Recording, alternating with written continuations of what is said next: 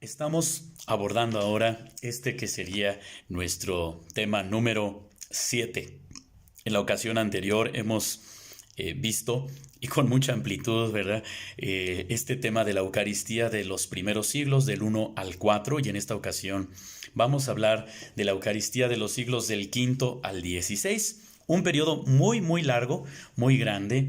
Hubo también cambios grandes, pero trataremos de abordar de la manera mejor posible, pues cómo fue el desarrollo de la celebración de la Eucaristía y también de la concepción teológica de la Eucaristía en estos siglos del quinto al 16, que es propiamente cuando luego se dio el Concilio de Trento, que lo abordaremos después. Vamos a ver 5 puntos interesantes en este tema, para quienes luego van haciendo un apunte, puedan llevar también un orden. Entonces, el primer punto es que para el principio del siglo V empezó a haber lo que se llama una codificación.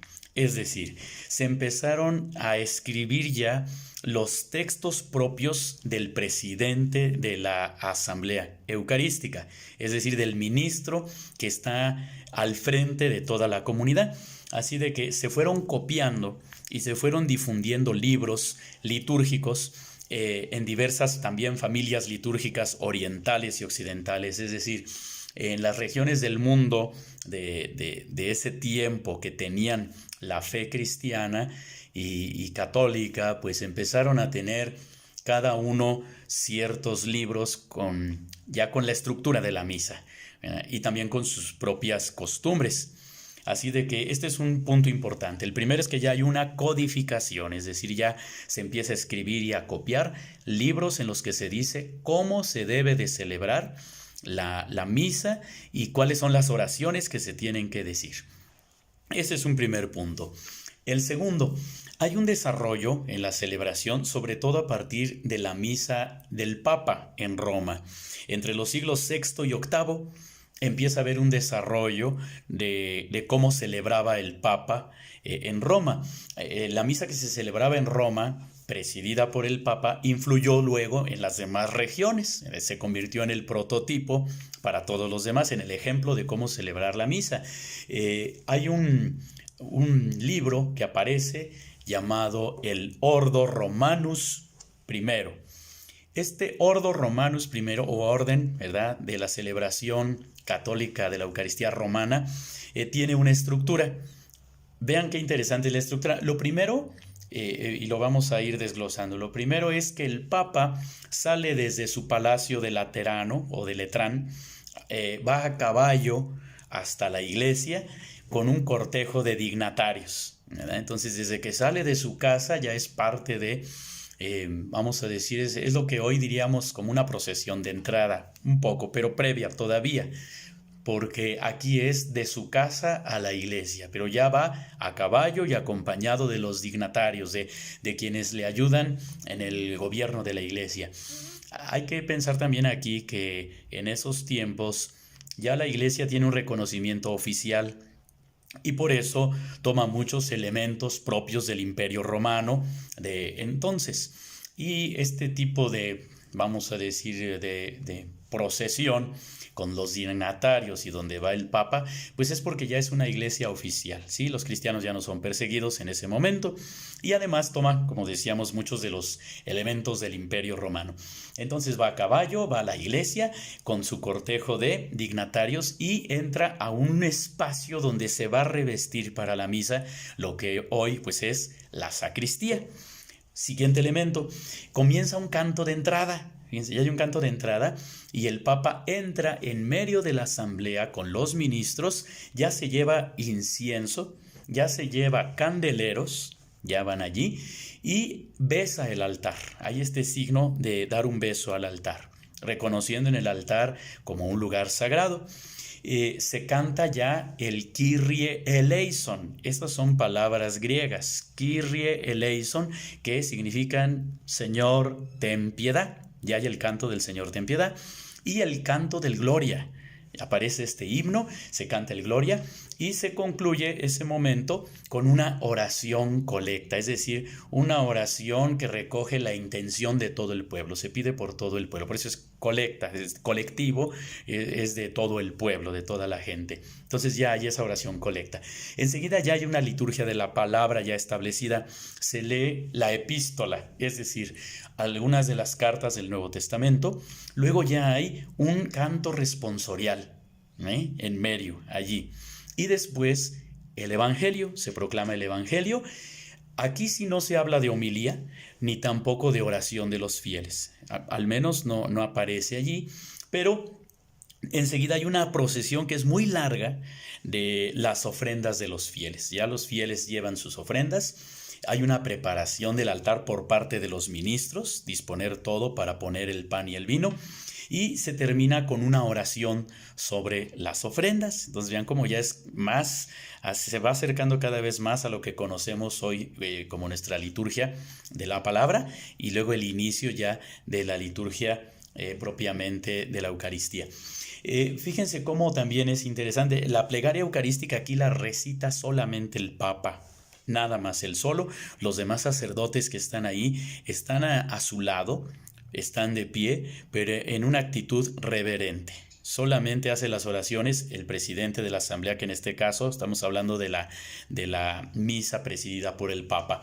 Y luego se dice el Padre Nuestro, enseguida hay un beso de paz, que ya habíamos mencionado anteriormente, hay la fracción del pan, ¿verdad? Se parte el pan y el Papa comulga y después se hace una distribución del pan, pero bajo las dos especies a los fieles, que bueno, tarda bastante porque hay que pensar en otra cosa.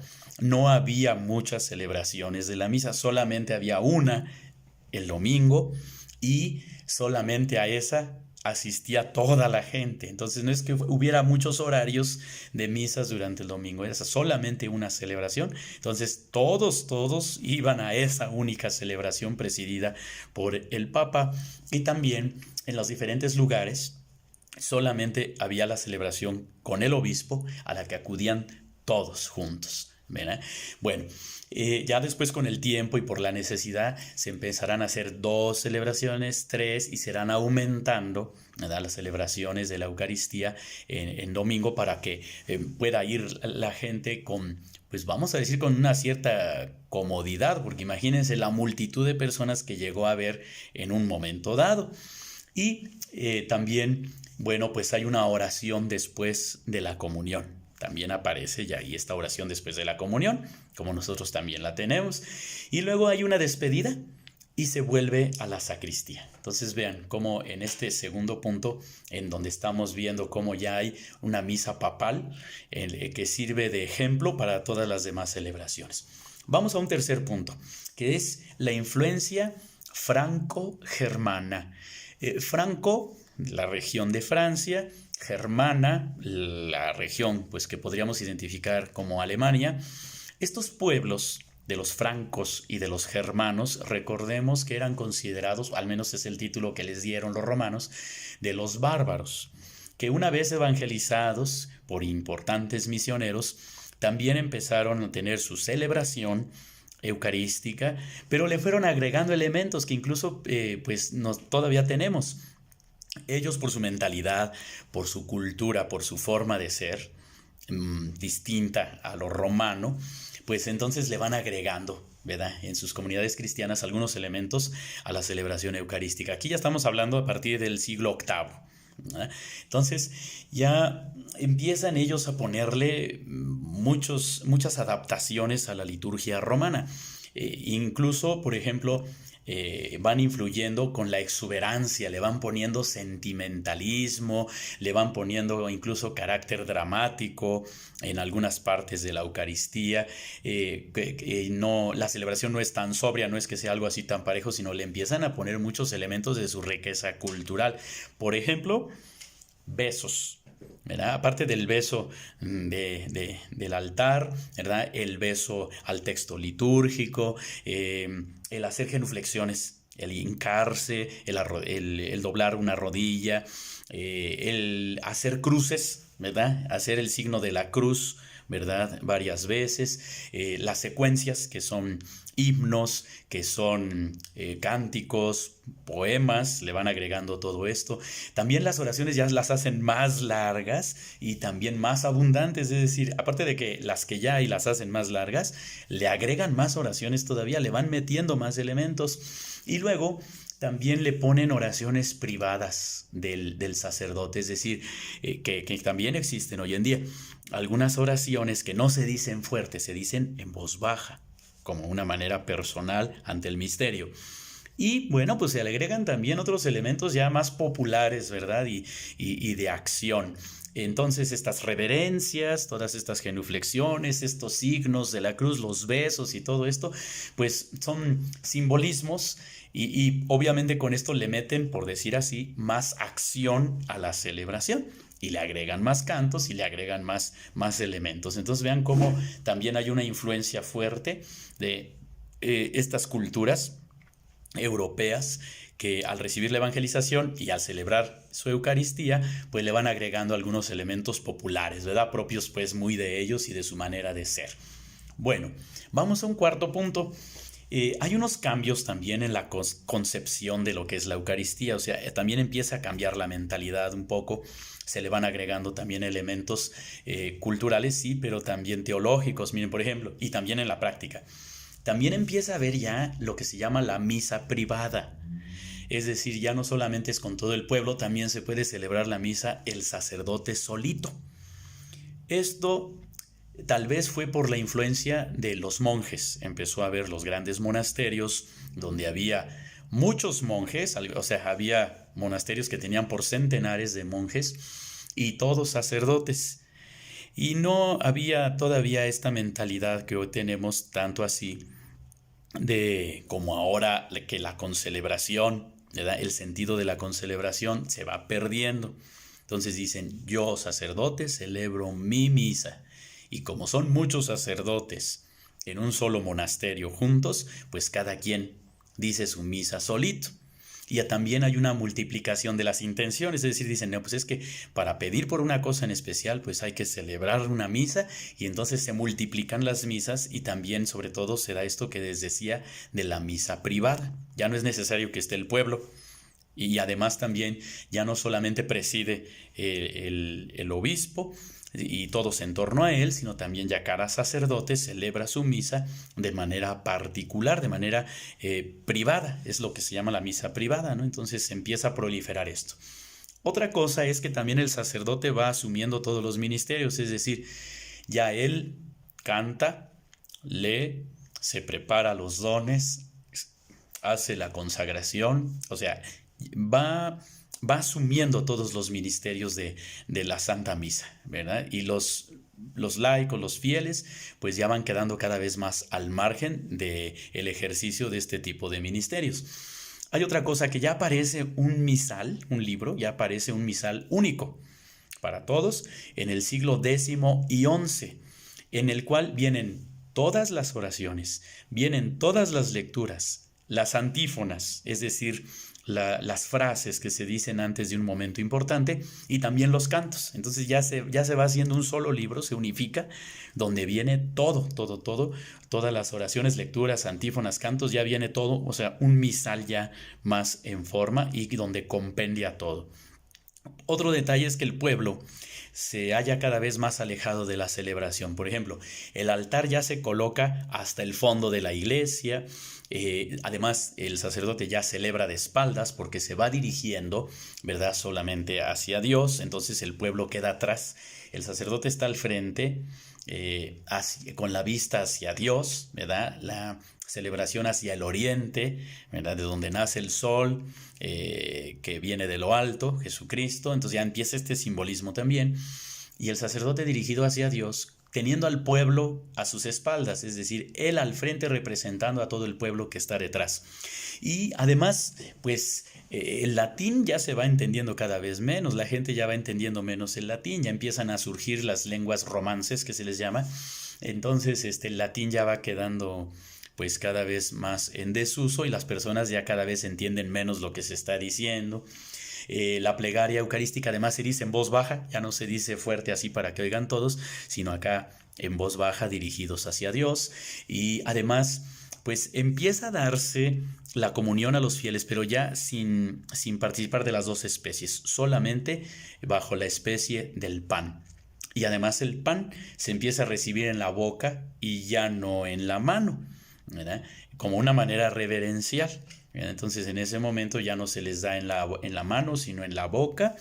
Y además empieza a comulgar poco porque también se considera, es un misterio tan alto y tan grande que entonces no se es fácilmente digno de recibirse y las personas, el pueblo se va alejando y se considera la comunión como algo tan sagrado que ya no frecuentemente se comulga. Aquí hay dos detalles interesantes. Uno, hubo en el siglo VI el concilio de Agde. En este concilio se pone que los fieles comulguen por lo menos 3 veces al año, como una manera de invitarlos a que por lo menos 3 veces al año se acerquen a la comunión, porque ya se van alejando, ¿verdad? Por por este espíritu tan riguroso, ¿no? De decir es que no soy digno y pues mejor no comulgo. Y en el siglo XIII, el concilio de Letrán manda que se comulgue al menos una vez. Y para ello pone pues el tiempo de la Pascua como un momento especial. Pero ya, así como diciendo, ya por lo menos una vez al año. Muchos de nosotros todavía en nuestros catecismos, pues así decía. Uno de los mandamientos de la iglesia, comulgar por lo menos una vez al año en el tiempo de la Pascua. Para que la gente también no abandone del todo la comunión. Se pone este precepto para acercarlos al sacramento. Hay otro elemento, la oración ahora no se dirige solamente al Padre Celestial, ¿verdad? Las oraciones de la Eucaristía no solamente dirigidas al Padre Celestial, de decir Señor Dios Padre, sino también ya dirigidas a Cristo, Señor Jesucristo. También se dirigen ya las oraciones al Hijo.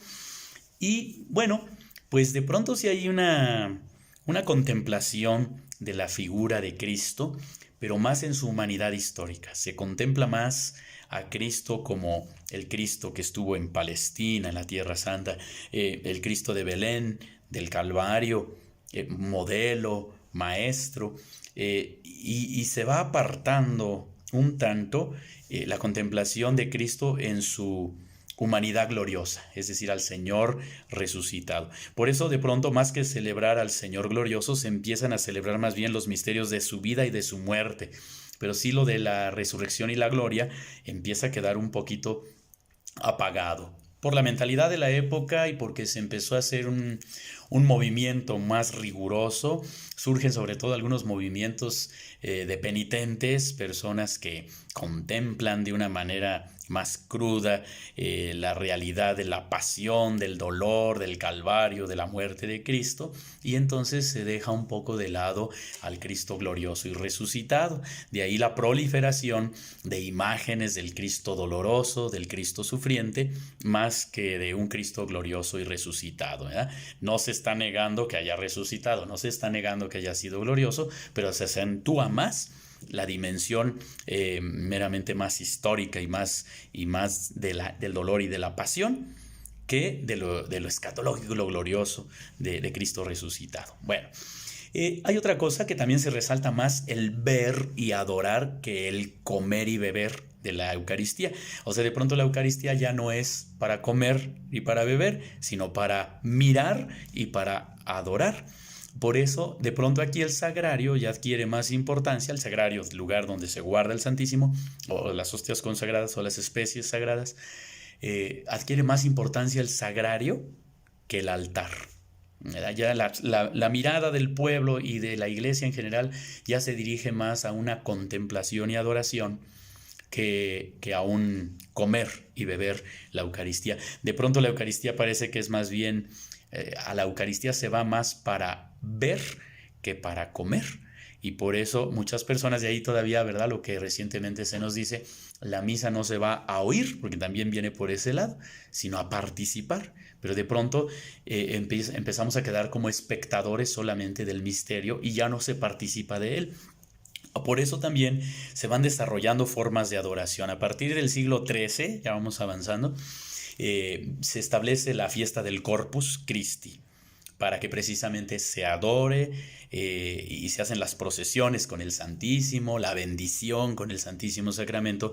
Hacia el año 1264 fue la institución de esta fiesta y se empiezan a hacer las procesiones por las calles de las ciudades, pero la Eucaristía más para adorar y para ver que para comer. O sea, la gente adoraba mucho al Santísimo Sacramento, pero no comulgaba. Ese era el desequilibrio ahí, ¿no? Bueno.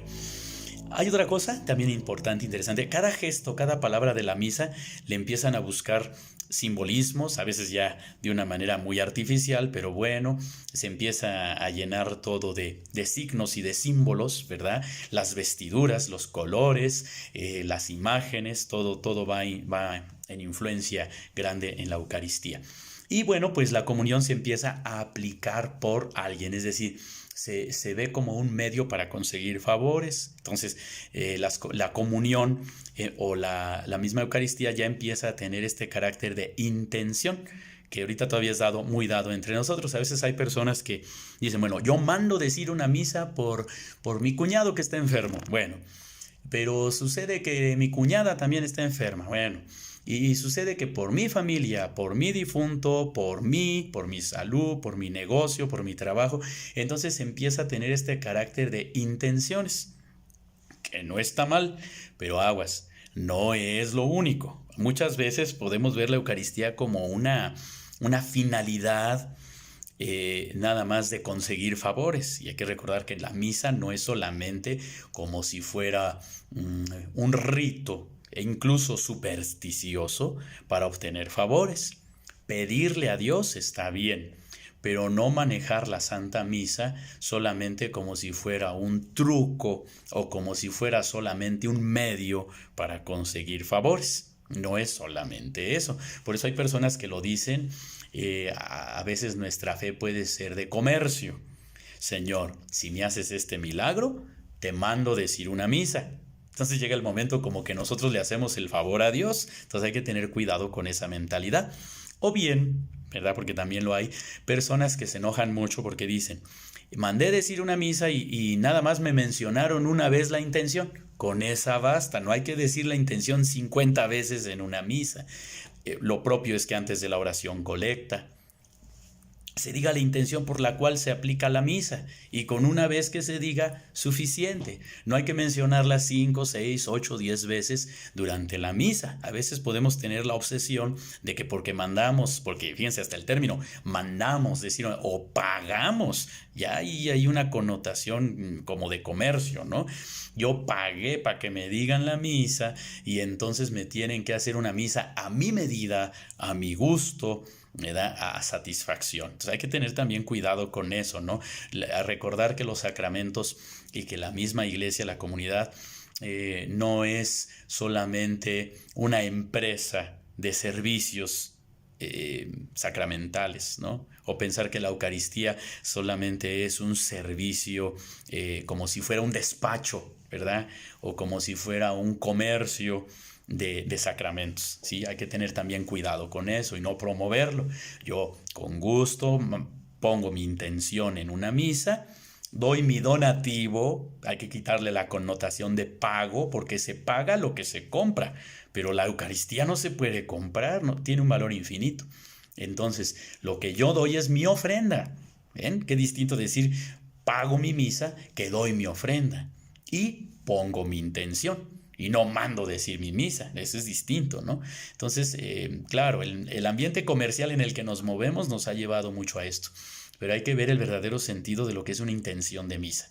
Entonces, aquí ya empieza en ese tiempo a ponerse la aplicación, aplicar la misa por.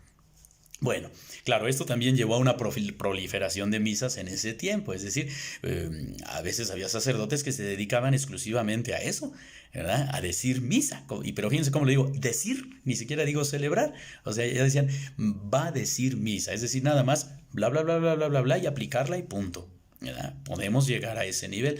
Entonces sí había una gran proliferación, porque había muchas personas que pedían así sus misas, ¿no? Exclusivas. Y luego también hay esa idea de decir, no, pues es que es mi misa y no puedo poner otra intención de otra gente porque va a disminuir la fuerza de la Eucaristía por mi intención. O sea, si pongo una sola intención por misa, vale más que si me la ponen con otros. también tener cuidado, porque hay personas que luego dicen es que yo quiero la misa privada, exclusivamente para mí, pudiendo participar con todo el pueblo. Ah, no, no, no, yo nomás quiero la mía. Y entonces vamos rompiendo también con la comunidad y le vamos dando un sentido a la Eucaristía también ya de utilitarismo, ¿verdad? De decir, está al servicio mío nada más, ¿verdad? Entonces por eso quiero mi misa exclusiva. De ahí que se nos haya insistido que primeras comuniones, 15 años, incluso las bodas, pues también se invite a que puedan ser celebraciones comunitarias. Eso nos hace más hermanos, eso nos ayuda a la fraternidad, incluso a la solidaridad, ¿no? Pero bueno, vamos adelante. Lo último, pues hubo controversias en ese tiempo, en la Edad Media, es decir, pleitos, vamos a decir, teológicos, ¿verdad? Entre los pensadores, entre los teólogos, entre los, bueno, diferentes, ¿verdad?, ámbitos de la iglesia, sobre todo porque algunos daban una explicación muy espiritualista de la Eucaristía. O sea, algunos llegaron a la herejía de decir, pues Cristo está presente en el pan y el vino, pero de una manera tan espiritual, tan etérea, que no es real. Entonces la Eucaristía solamente es un símbolo, ¿verdad?, de Cristo. No es que esté allí, es un símbolo. Otros todavía más lejos, todavía peor, es una representación. Estamos haciendo representación y pues mal, ¿verdad? Otros incluso se alejaron tanto, ¿verdad?, de esta presencia real de Cristo, que decían, bueno, pues ni es tan necesario celebrar la Eucaristía. Hay cosas que nosotros podemos hacer en lugar de la Eucaristía, no es lo principal. Pero bueno, hubo esto y de aquí viene que los teólogos, sobre todo los escolásticos, muy preparados, que seguían un método rígido, pero también muy eficaz de reflexión, aplicaron este término de la transubstanciación. Transubstanciación como el término que explica el proceso de la conversión del pan y del vino en el cuerpo y la sangre de Cristo. Es decir, cómo se lleva a cabo el hecho de que un pan común, un vino común, a partir de la consagración, ahora sean el cuerpo y la sangre de Cristo. Y se explica con este término de la transubstanciación, que es profundo, que es, aquí no me detengo ahorita porque vamos más bien en el ámbito histórico, no tanto teológico, pero sí saber que hubo este estudio profundo para explicar cómo es que se da el sacramento tal cual, en el que el pan y el vino se convierten realmente en el cuerpo y la sangre de Jesucristo. Bueno, pues eso es lo que pasó a grandes rasgos. Claro, les digo, aquí no pretendo yo ni profundizar ni dar explicaciones muy amplias por razón de tiempo, pero importante que veamos cómo en estos siglos que nosotros hemos visto ahorita, desde el siglo V hasta el siglo XVI, pues hubo un desarrollo de la celebración de la Santa Misa. Vean cómo empezó, cómo se agregaron elementos, cómo se ha ido enriqueciendo, cómo también ha habido sus fallas, humanamente hablando, pues ha habido la influencia, ¿verdad?, de culturas y de muchas mentalidades en la celebración de la Eucaristía. Y bueno, pues hasta aquí este tema de la Eucaristía en los siglos V al XVI, que es el tema 7, y esperemos para el siguiente, pues lo que será nuestro tema 8, que es la Eucaristía en el Concilio de Trento y hasta el Vaticano II, es decir, hasta 1963 al 1967, 68 y la reforma litúrgica, y que es lo que nos ha dado lo que tenemos hoy en día. Así de que en el próximo tema veremos la Eucaristía desde el Concilio de Trento, que fue siglo XVI, hasta el Concilio Vaticano II, ¿verdad?, siglo XX, apenas pues hace unos 50, 60 años. Y bueno, pues vamos adelante en esta reflexión. Pues que estén todos bien y nos vemos en el siguiente tema, la siguiente lección. Gracias.